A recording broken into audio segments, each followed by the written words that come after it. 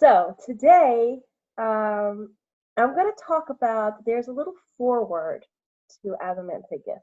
So the other video that I did, which I posted in the group, is about that first paragraph in the first chapter of As A Man Thinketh. And and it really gets into this: as a man thinketh in his heart, so is he, which is the quote from the Bible, from the Psalms of Solomon, which this whole book is based on. The idea and the concepts are based on. But if you haven't seen it yet, have a look at it. I don't want to repeat that again. Some concepts might be, but it's there, and it's definitely something to look at, and we could talk about in the next lesson, or we could talk about in this lesson when we get to the end of this. But I want to talk about the foreword, and the foreword is really beautiful. It's a poem, and it's a poem that he has written. And now I've got to advance this slide. I'm having so many problems in when I'm sharing lately. All right, here it is. Mind is the master power that molds and makes, and man is mind, and evermore he takes. The tool of thought, and, shaping what he wills, brings forth 1,000 joys, 1,000 ills. He thinks in secret, and it comes to pass. Environment is but his looking glass. Now, I'm going to start with this poem looking at these last two lines here. He thinks in secret, and it comes to pass. Environment is but his looking glass. Now, a lot of times we think we can keep secrets, but really, you can never keep a secret. Those secrets that you hold within you, they are always going to come out. They are always going to be manifesting in your experience. You can maybe not utter the words of whatever your thoughts are, but those thoughts will come into manifestation in your life in one form or another. So sometimes we're thinking in secret because we don't want to say, or because we want to hold it for ourselves, or maybe because we're ashamed. But sometimes we're thinking in secret because we're just not aware of it.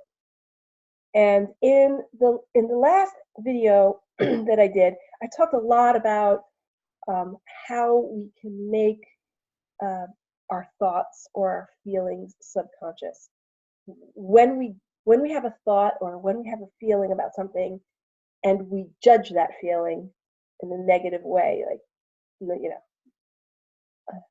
in unknowable thoughts, and you feel somehow bad or shameful for having that thought, we don't want to acknowledge it, so we just kind of deny it to ourselves, because we don't want to be bad. We want to be good. We don't want to think that bad thought that we're thinking. Maybe we feel greedy, or maybe we feel selfish, or maybe we feel whatever thing that you judge as bad. So you just deny that you're feeling that way.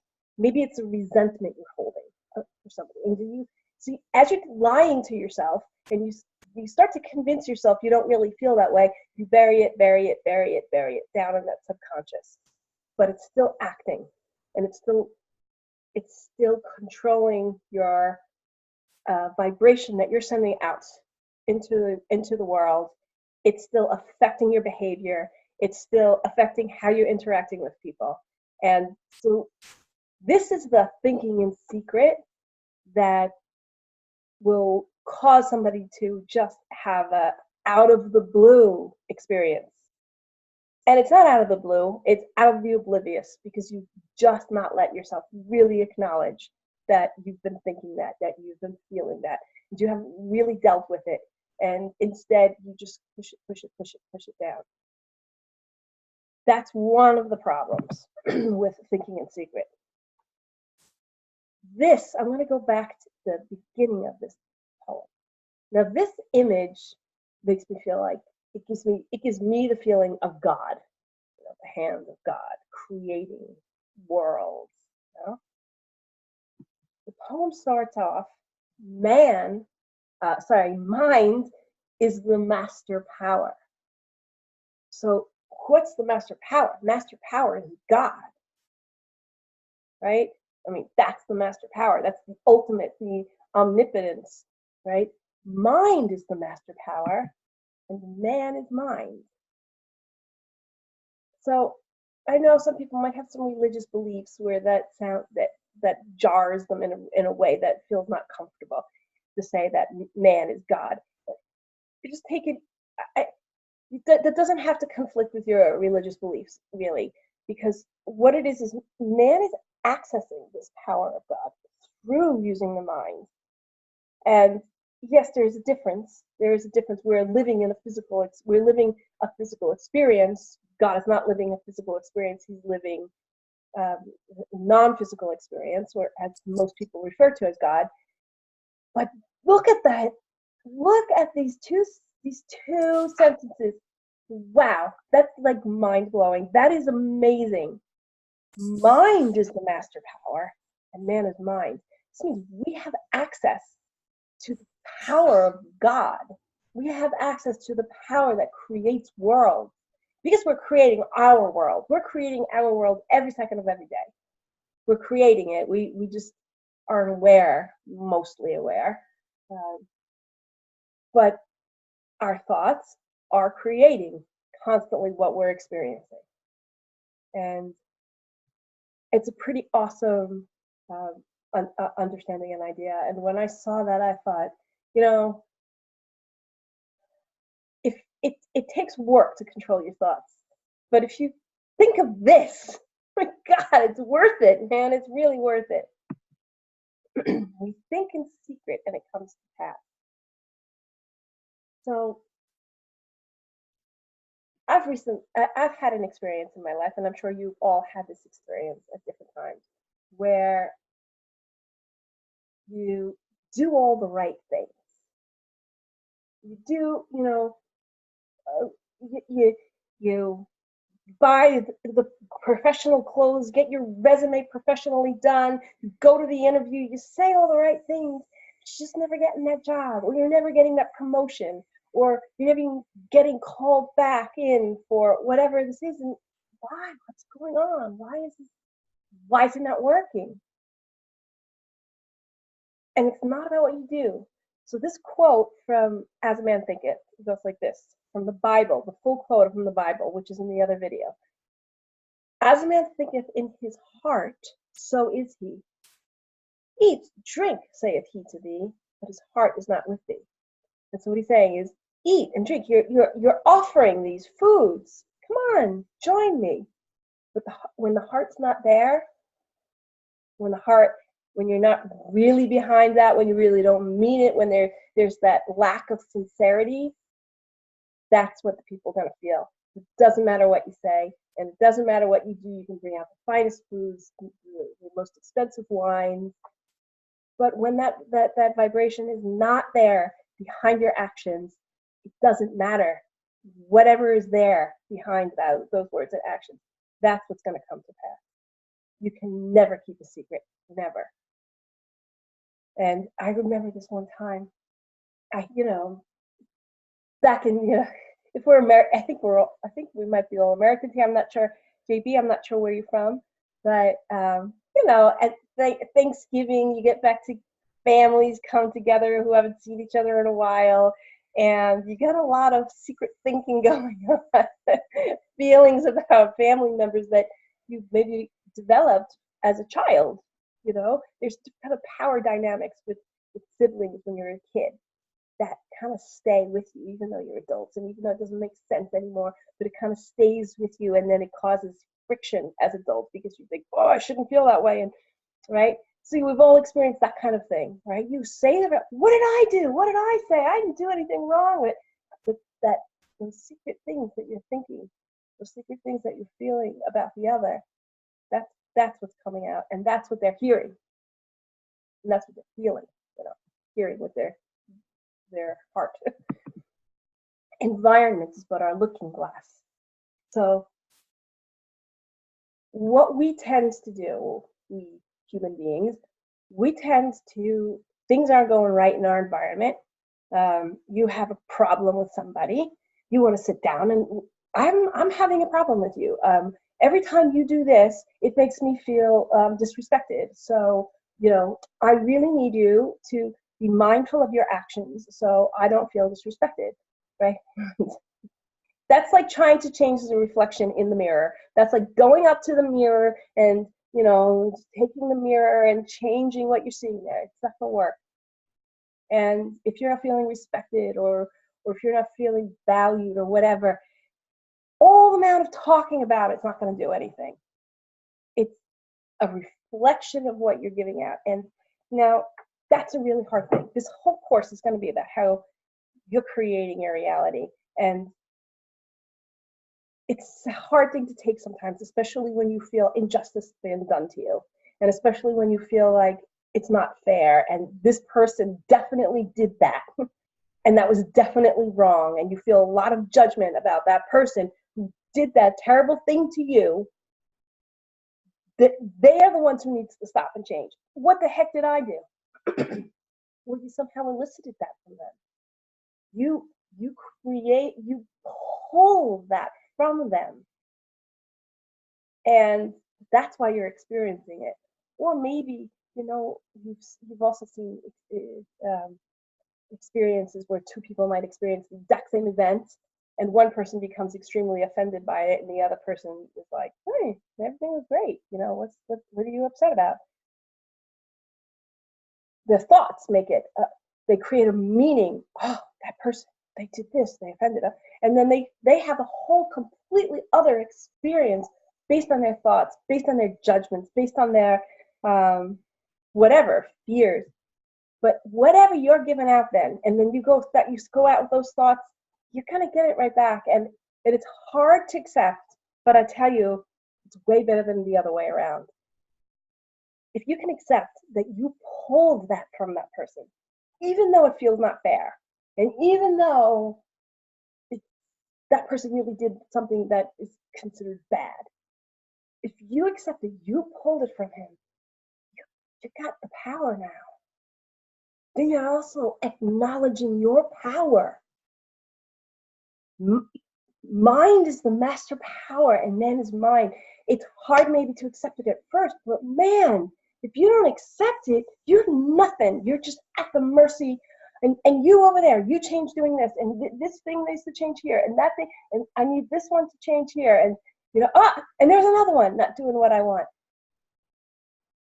There's no ends to it. Forget it. Don't keep trying to change that reflection in the mirror. Gotta pull it here. Accept it that you've created that for yourself from your secret thoughts and from your secret feelings. Even if you didn't say them, even if you didn't do them, even though if on paper you're an angel, whatever that is that you were thinking about them, that's what they're hearing, that's what they're feeling, that's what they're showing you back. Evermore, he takes the tool of thought. As a man, evermore he takes the tool of thought and shaping what he wills, what he thinks, brings forth 1,000 joys, 1,000 ills. The last chapter in this book is called Serenity. And he said, calmness of mind is one of the beautiful jewels of wisdom. And you can become completely calm when you go and say, all right, I pulled that horrible reaction from that person. And you accept that. Take it easy then, because you say, I'm going to pull something else out of it. Because your calmness comes in understanding your control. But that's where the calmness comes. There is Abraham Hicks uses this analogy, and I love it. And it might seem trivial, but it so clearly illustrates, and it's really not. It really is as simple as this. You're driving your car, and the gas gauge, you see the gas gauge going down, and the gas gauge going down, and I don't want to look at that. I'm denying it. I don't want to see that, right? You ignore the gas gauge going down, don't want to talk about it. It upsets you, and it just keeps going down, and what happens? It ends up empty, and the car stops. And you get out of the car. this car. Oh, I'm so upset. Yeah, and you leave and in a big huff, and life is so unfair because your car doesn't run anymore. You're using stupid gas in it. But it's actually that simple. It's like you don't do that because you know how it works. Just drive to a gas station and fill it up because you know how it works. So there's no stress when that happens. You think, I need to get gas. It's just you take it as a signal and you know how to correct that problem. And life is actually that simple when you really, really get into this, how it is. Things didn't work out well. You don't even have to be sad. You don't even have to be. It's really hard not to be sometimes if something terrible happens, but you can say, I can change it. I can even change it to be 180-degree different. I can change it into what? I can change it to be a million times better than what that terrible thing that just happened to me is. It's the same calmness of knowing that's all I have to do is just go to the gas station. Don't freak out. It's okay. Just drive in and, put some gas in the car. and getting in touch with your emotions is part of getting in touch with your emotions and releasing the judgment of those emotions, whatever they are, right? If you have an emotion and you don't feel it's a very noble emotion and you judge yourself for having, just try to release the judgment, accept the feeling, because that's your gas gauge telling you this car is going to stop pretty soon. All right.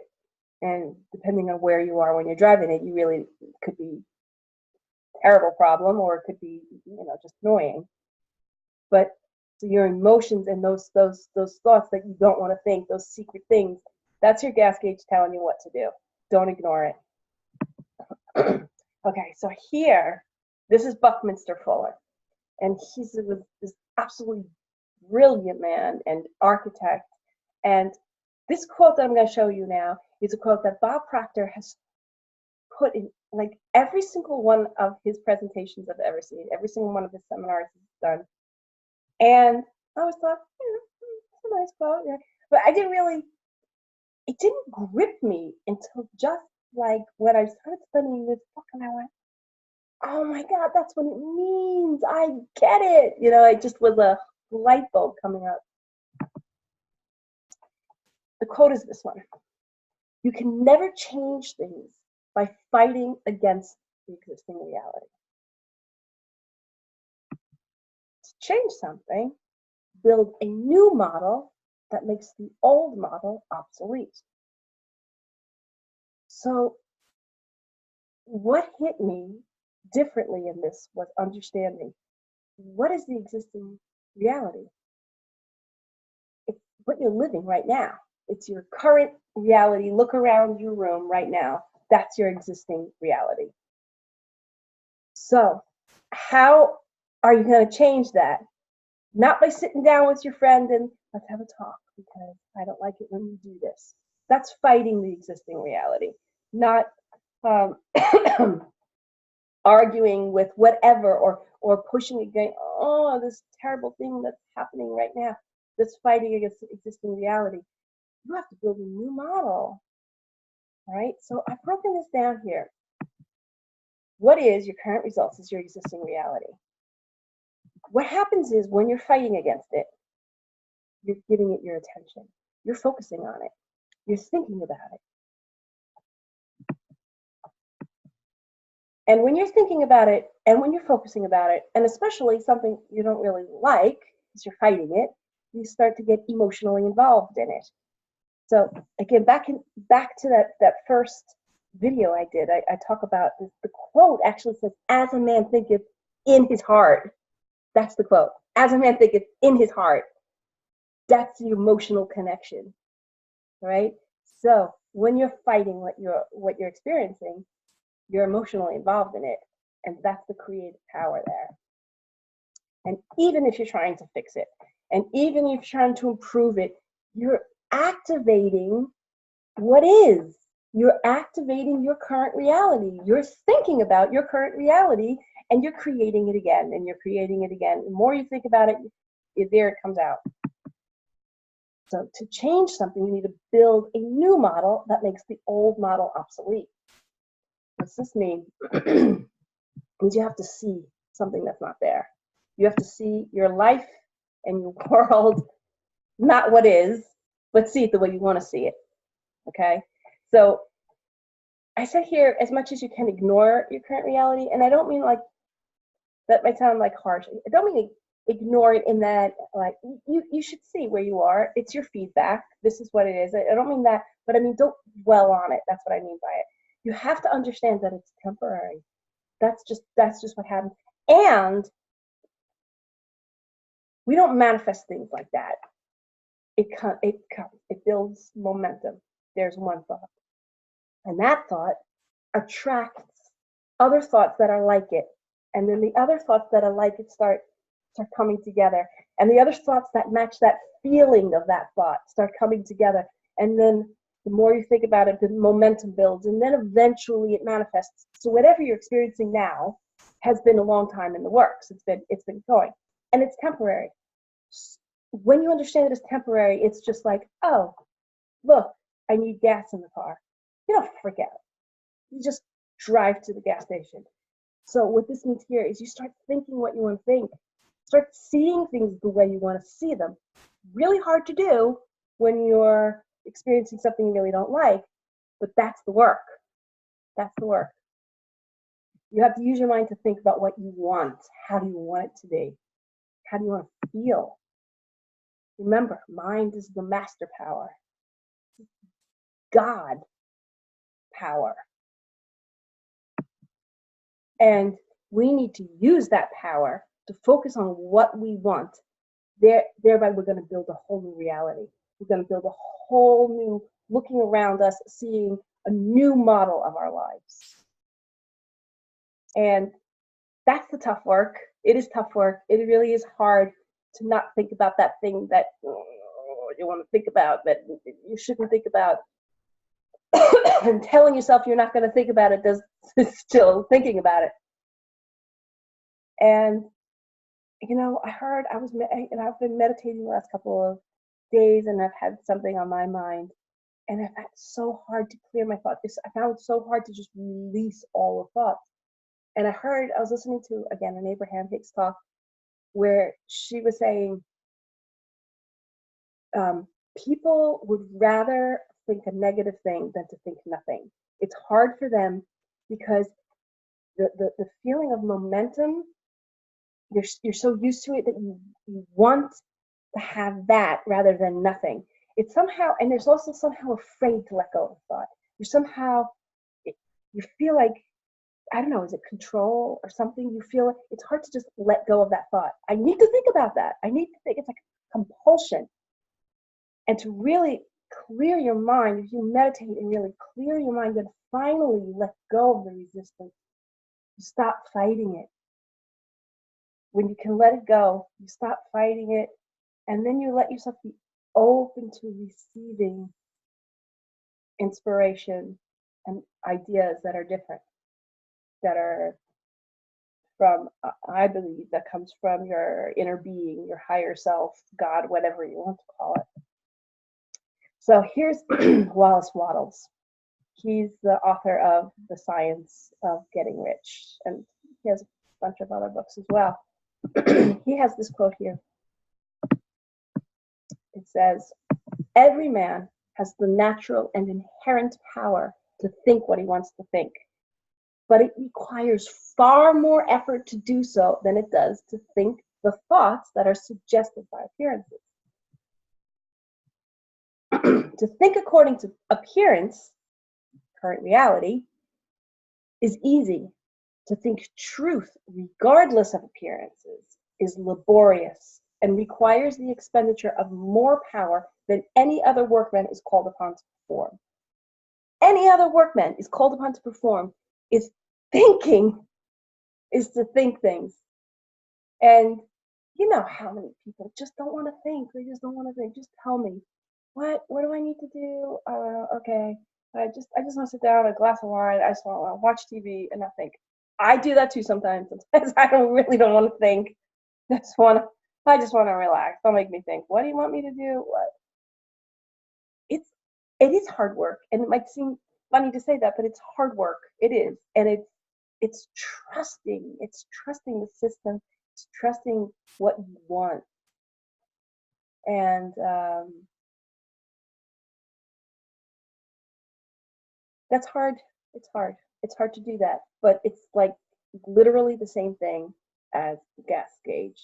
Just go to the gas station. It will work. It will work. Go to the gas station. Fill with gas. It's okay. There is no labor from which most people. Sorry. There is no labor from which most people shrink as they do from that of sustained and consecutive thought. It is the hardest work in the world, and it is. So don't be hard on yourself when you don't like to think. It is the hardest work in the world. But here's the one I love, this quote I love the best. I say this quote to myself all the time. To think what you want, and I have this typo, I didn't fix it, I forgot about it. To think what you want to think is to think truth, regardless of appearances. So why does he say to think what you want to think is to think truth? Because whatever you think about is going to become real. Whatever it is, it becomes real, and it will become true. When it becomes real, it becomes true. And this is why there are scientific studies that will prove this is black, and there are scientific studies that will prove this is white. It'll take the same exact idea and prove absolute opposite things. Why? Because the scientists get an idea and they focus on it, and they think about it, and they study it, and they think about it, and they focus on it, and they bring it into a manifested form. And it doesn't matter what that form is, because it's the thinking about it and the focusing and that sustained consecutive thought makes it real. So why not think what you want to think and make it real? Doesn't matter. You think what you want to think, it's true. You make it true. And you can make anything true. You can make what you hate true. You can make what's painful true. Think what you want to think is to think truth, regardless of appearances. Somebody can be telling you absolutely no way, this is never going to happen. I'm never going to give you this loan for whatever. Doesn't matter. The next day you can maybe go into that same bank even and get the loan. It's when you do the work.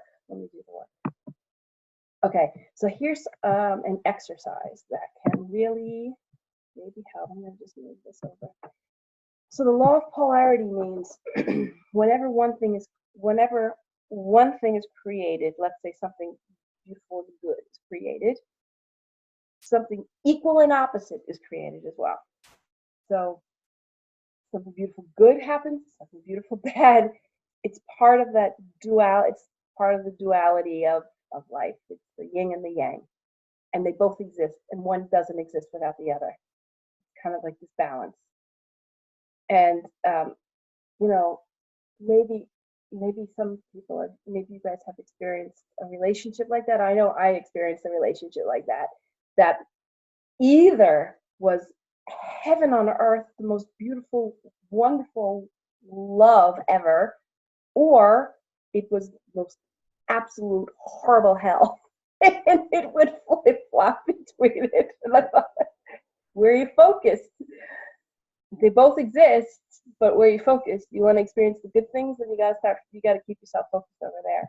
Anyway, so here's an exercise that was really helpful to help you focus your thinking and help us focus your mind and help you really find what you want. So you take a piece of paper like this, and on the outer edge, you write down your current circumstances that you don't like. So you start making a list there. When you know what you don't want, you know what you do want. So this law of polarity helps you. Like a lot of people don't know really what they want. Well, what are you experiencing you don't like? Right? Write it down. So you write everything you don't like in your life right now on this side of the paper. Then on the other side, the opposite side, you just write the polar opposite. Okay? And then you're going to rip off you're going to fold it and rip off the bad stuff. And you're left with only good stuff, because it's polar opposite. And so here's an example. I don't have enough money. My relationship feels loveless and boring. I don't feel appreciated at work. Okay, so polar opposite. I have enough money to buy everything I want whenever I want it. I have an exciting, loving, beautiful relationship. I am passionate about my work, and I am a part of a fun cooperative team where my contributions are valued. Just an example of something you could write. You rip off the bad stuff, and then it's kind of fun. I like to burn it. Sometimes I just the match and burn it or tear it to shreds. Oh, I hate this part of my life. Ah, throw it away. It's just a tool to help focus. And sometimes when it's the hardest work in the world, this is something that helps helps you to make that work a little bit easier. I like this picture because the light bulb is like your thoughts, your mind. Where's your mind right now? And the stuff, what do you see really in the picture? What's lit up is the stuff where your mind is, where your thoughts are. That's what's lit up. That's what you can see. That's what you experience. Here is that opening quote from the book. The aphorism, the opening paragraph. The aphorism, as a man thinketh in his heart, so is he, not only embraces the whole of a man's being, but is so comprehensive as to reach out to every condition and circumstance in his life. A man is literally what he thinks, his character being the complete sum of all his thoughts. This is I went through a real big in-depth on that last video on this part of the text, but where are you focusing? That's what's going to happen. And here's the full quote from the Bible. As a man thinketh in his heart, so is he. Eat, drink, saith he to thee, but his heart is not with thee. Doesn't matter what you say. Doesn't matter what you do.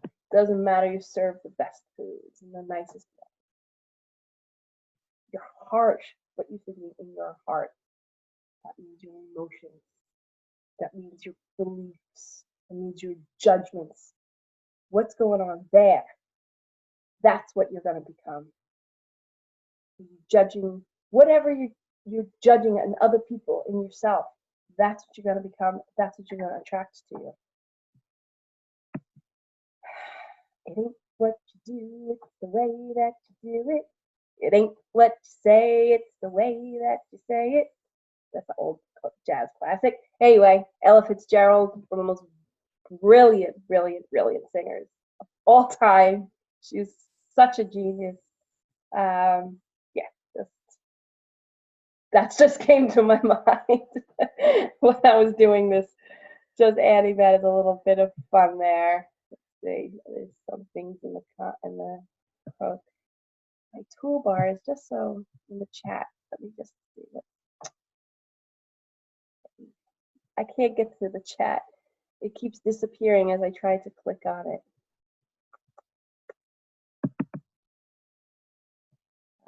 Good, Elizabeth. You completely believe this. Yeah, totally.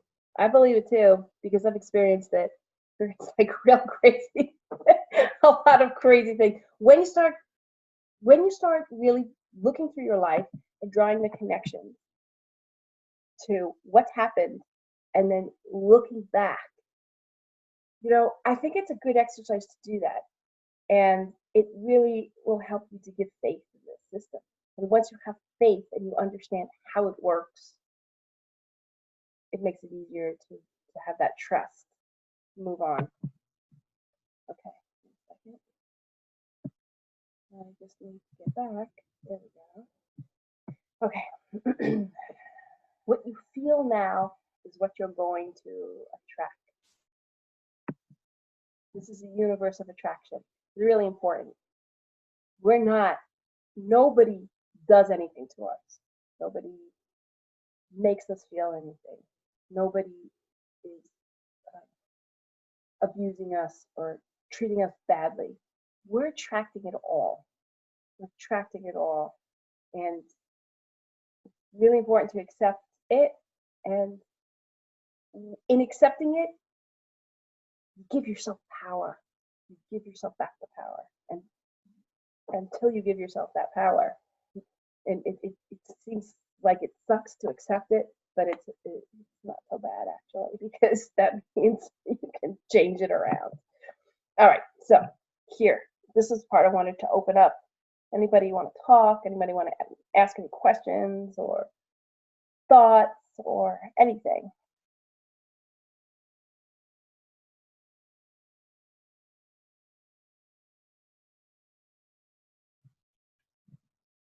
I see you getting ready, Suzanne. No worries. No worries. So, it's sort of like what you're saying is what you're seeing around in your life, like the mirror, it's your looking glass. So, what's not working out in your life is the byproduct of those potentially secret things that you don't ever reveal to the outside world. So it's like, oh, well, this didn't work out for me, or that didn't work out for me. It's really because on some level, either you really didn't want it, Mm-hmm. or you think you should want it. But just like what you were saying earlier, if something doesn't feel right, you say, well, that's a good thing. I should do that. I could make money with that. That would, there's nothing wrong with that. Mm-hmm.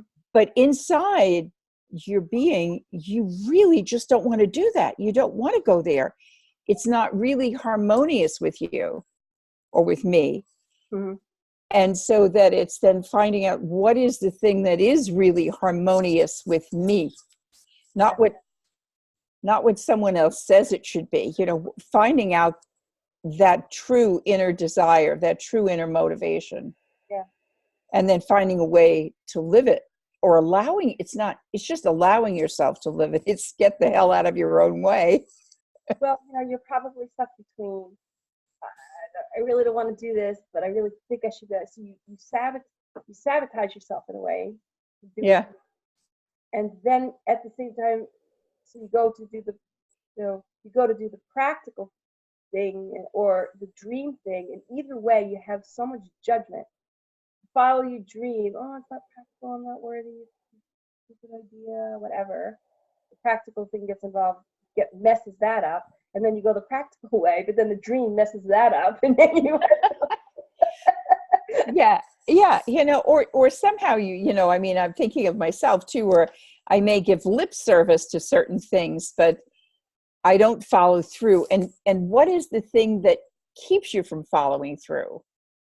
Again, it's your internal chatter. Yeah, it's those subconscious which controls your body, gives you your results.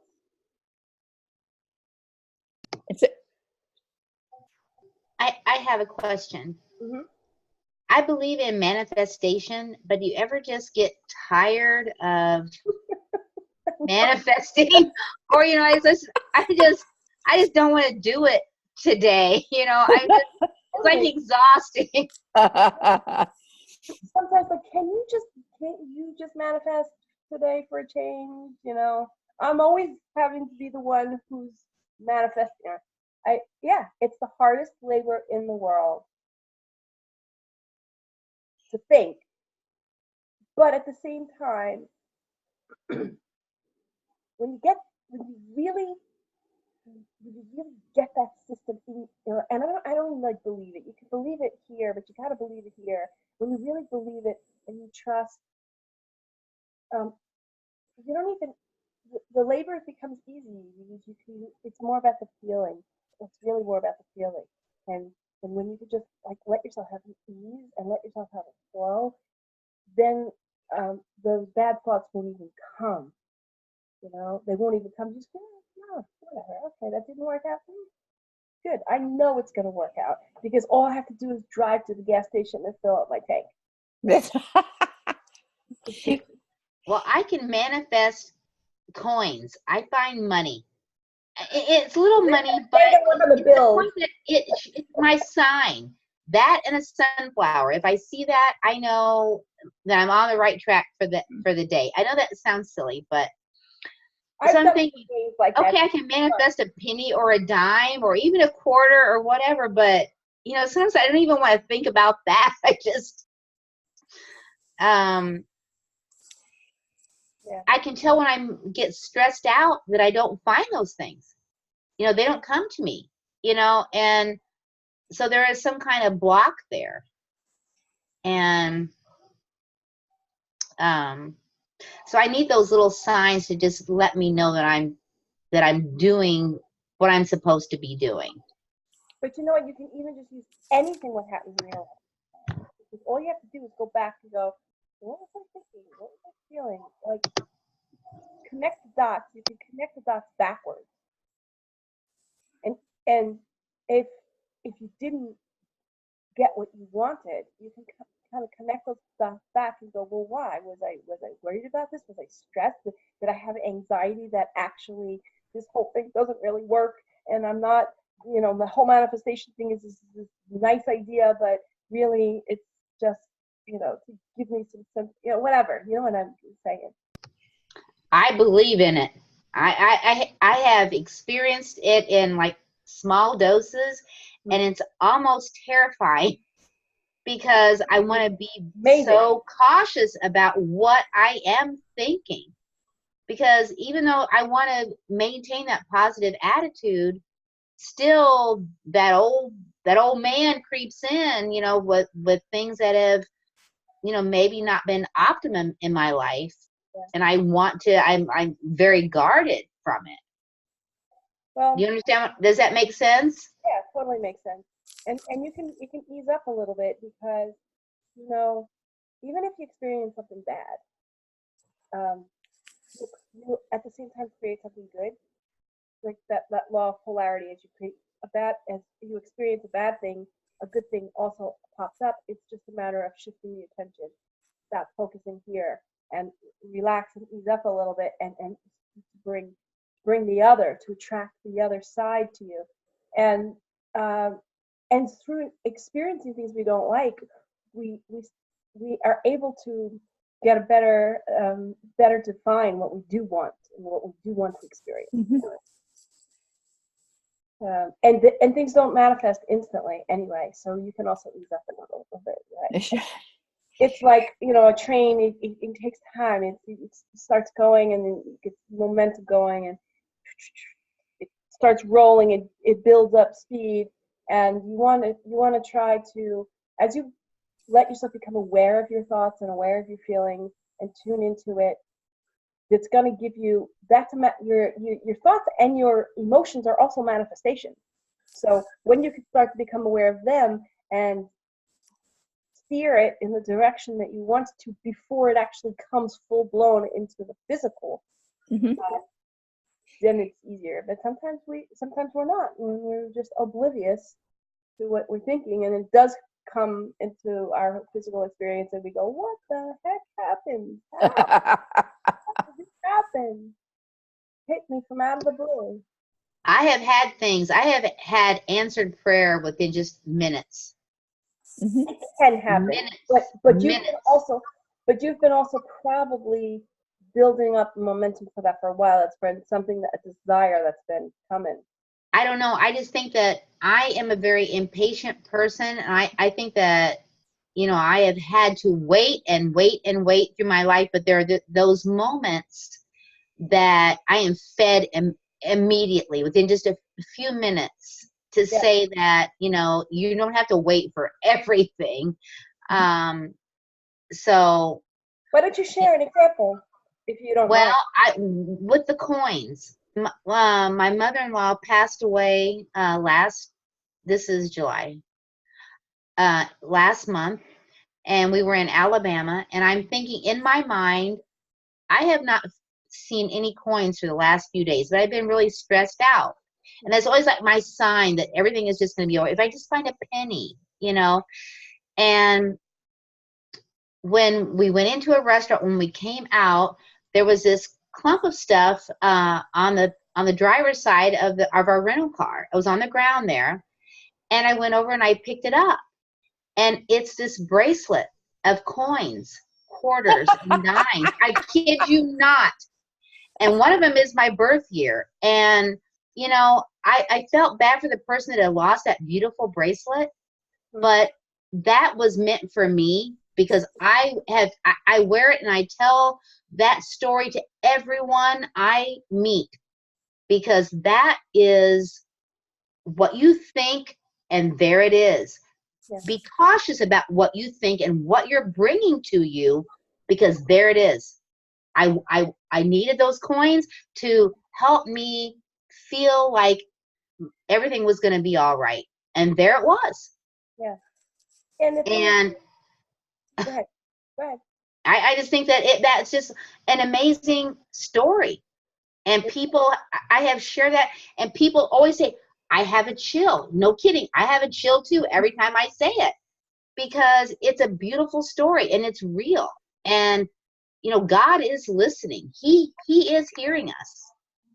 And, you know, that speaks to me.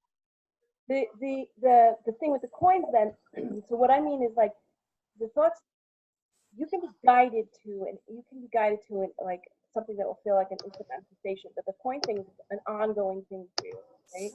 So if there is a momentum already behind that, and it's just about looking for it. So the coins are everywhere. I know, but that bracelet really, I mean, that is. Yeah, no, you're being guided, and so what happens is you're open and receptive to it. You are like, So what else am I opening my mind to? You know? And they coordinated the whole thing out to let that person lose their beautiful necklace or bracelet. But it's also for me to tell the story. You know, I think that it was a gift to me to share, to tell people that maybe they need to guard their thoughts, because what we think about manifests, you know. So, but also not be stressed about it. It's the feeling that you connect with those thoughts. That's the real power. As a man thinketh in his heart. Quote, as a man thinketh in his heart. And it's that emotional involvement you have with it. So what are you attaching to that thought? Are you attaching positive, easygoing, light, fun? Great. Then that's, you know what I mean? That's what you will attract to you. You will attract an experience that matches that. If you're thinking a thought and it's stressy and you're worried and there's anxiety, you're going to create an experience that will match that feeling. The feeling is such the essence of it. And well, it just gave me a sense of peace. Yeah, a calmness, because you trust the system. It's about trusting that system. It's about pull in the gas station. If you're running out of gas, don't freak out. What do you gotta do? Yeah, absolutely. Suzanne, what did you want to say before? What was interesting about that too is you just didn't manifest one coin like you did. You manifested multiple coins at the same time, which also says if one of the signatories of moving forward was manifesting money, you can manifest a boatload. It doesn't have to just be a single coin. It's like you could find a lot of cougarans, gold. So that was, to me, great. It was multiple coins. Right. How about gold nuggets? I want to start manifesting gold nuggets. Anyway. Yeah. It's for me lately too. I think when I'm trying to be aware of my thoughts, and when I start slipping back into something that's in the past, I say, oh my God, I'm living in the past. Because thinking about something in the past, or even those repeated negative thoughts, is not living in the present moment. Yeah, it's not. Yeah. So it's like if I can bring myself to the present moment and then look towards what I want to manifest, towards the future. And it's also like in really grasping and getting it in you what the system is. You don't even have to think about, like, you think about the past because Well, it depends on why. If we're reminiscing and it makes us feel good, then sure, think about that. But a lot of times we're thinking, oh, this, that problem, and so what? So that thing happens. Create something even a million times better now. Create this super awesome thing. How about let's find that coin, in a Mercedes that has suddenly a title in my name. I don't know. Whatever, you know what I'm saying. It's the same idea. The past won't even matter. Now doesn't even matter. None of it will matter. You just go to the gas station. Up your tank. Anyhow, whatever. So JB, I would love it if you want to share, but no pressure. Again, I'm not going to pressure you again, but if you want to ask anything or share anything, or maybe you can't, that's okay too. And I'm not sure if you have joined. Do you guys want to talk about anything else, or should we wrap it up for today? Oh, it's already 10 o'clock. Why don't we wrap it up for today? All right, we're gonna. Yeah, I'm good. Yeah, we'll wrap it up for today. It's already 10 o'clock. So this is the last lesson that's gonna be free for anybody who is not signed up for the class. And I will post this lesson here. I'm just gonna talk a little bit. I know Elizabeth and Suzanne, I know that you guys have already joined the course. So a little bit. But I haven't paid you yet, Aurelia, but I'm going to. Okay, thank you. So this course, I mean, what I'm doing here in this course, I'm just going to go through it real quick again. This book is a little bit difficult to get through on its own because of a lot of reasons.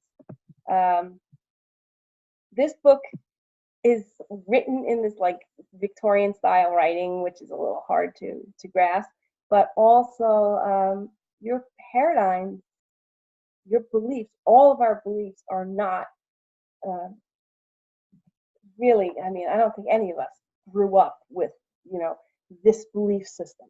And so our paradigms are going to tell us, stop, don't do it, this is ridiculous, forget it, don't believe it, don't buy it. But so these paradigms make it difficult to get through the book on your own. But when you're in a study and it's with other people and helping each other and supporting each other, this is like the number one thing for this course, because it's going to give you so much in your life. Calmness. You don't have to worry about the past. Don't have to worry about the future. You're gonna learn, and you're gonna get exercises and support to how to get this control of the mind and freedom from the worry and grief.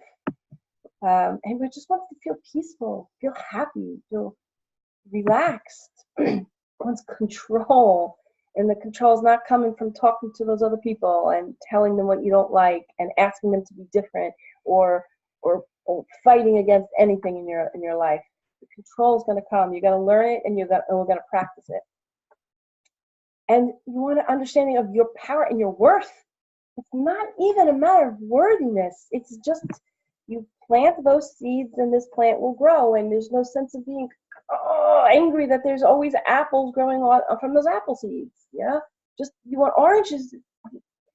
Here's what you do. You have that. It's not that you're not worthy of oranges. You just keep planting apples. So it's really gonna help to build this understanding of your worthiness and your power. And it's also gonna help you to do anything good that you can think of. Anything, whatever you think of. This is what it's about. It's about controlling, getting what you want, living this beautiful life that you deserve. And it doesn't matter where you are. It doesn't matter how terrible your life is, or how sad you may be, or how good things are going on. Maybe pretty good, all right. Always can be better. We always want more. It's a natural impulse of life to want more, to expand into even more. And no matter where you are, there's a path to what you want. So it's going to be 8 sessions long. So this is the first session. Okay. We're going to do in-depth live weekly studies.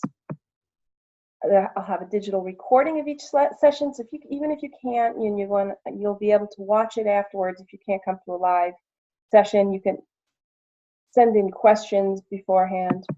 I'm just asking $12 a session. That's $97 for the course, and I'm still going to because you know what, I was slow in getting the emails out. So the 20% discount if you join with a friend. So you and your friend will get 20% off. I'll say until Saturday, till the next class, till Saturday. So join with a friend. All right. And I also want to give even more. I want to give as much as I can. I'm going to read each chapter and make a little recording and do a little exercises to study before each session. There's the ebook that's available actually right now on the Facebook group. I'm going to give a guided meditation audio about tuning into your emotions, finding out what's going on there in your heart. What are you secretly thinking, and how to kind of just release the judgment of those thoughts so that you can let those emotions just flow through you. Emotions are energy in motion, and they want to move. And the only reason why they're not is because we're holding on to them and keeping them in place. So I'm going to create a guided meditation audio that you can have and listen to as many times as you want to just help with that, find ease. And for 7 registrants, get a one-on-one coaching call, and there still are some spots left for that. So there are still some availability. So sign up. I'm going to post it in the Facebook group again. I'll send the emails out, and I would love to have you. We already have a nice group together, and it'd be great to have you, some more people, and just do it for you. Do it for you. This brings such a peace of mind, such a beautiful thing. And if you watch this and you found like you got something out of it, stick with it. Come on, keep that momentum going. And can't wait to see all you guys, and for everybody who's here with me right now, have a beautiful evening, rest well, sweet dreams. Okay. Thank you so much. It was really good. All right, thank you. You're welcome. All right. Good night, everybody. Bye. No, I appreciate you. Thank you. Yeah. Okay, bye. Bye.